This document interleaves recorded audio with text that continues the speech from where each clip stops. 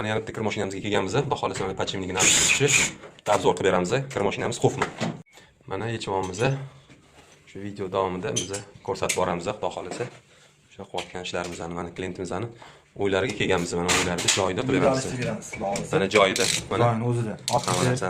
Mana shu amakimizni o'zlari bilan chaqirganlar. Chaqirganlar qarab turgan ishni yaxshi qilib jotib berak bo'lsin. Rahmat.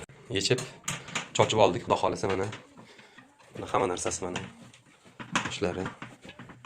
Mana xudo xolasa baralarni otishni boshladik. Amakim o'zi qarab o'tiribdi. Mana akamiz o'zlari ham mana qarab turibdilar. Mana ahvol. Pachimlik ketgan. Baraban ahvoli. Baho berasizlar o'zingizlar ko'ryapti. Mana bu ichkarilari. Bunga hech narsa emas, bu bo'liming normal, atak mamrisini mana ko'rishinglar mumkin mana ahvol. Mana bu xonadonimizda mana endi pachimliklarimizni joylashtirib olamiz. Pachimligimiz 100% koreyskiy pachimlik. Mana barabarlarimizni ham tozalab oldik mana. Iloji boricha qo'ldan kelgancha endi buni xonadonimizda endi sharoitimiz shu. Xonada bo'lganda bundan yaxshiroq bo'lishi mumkin.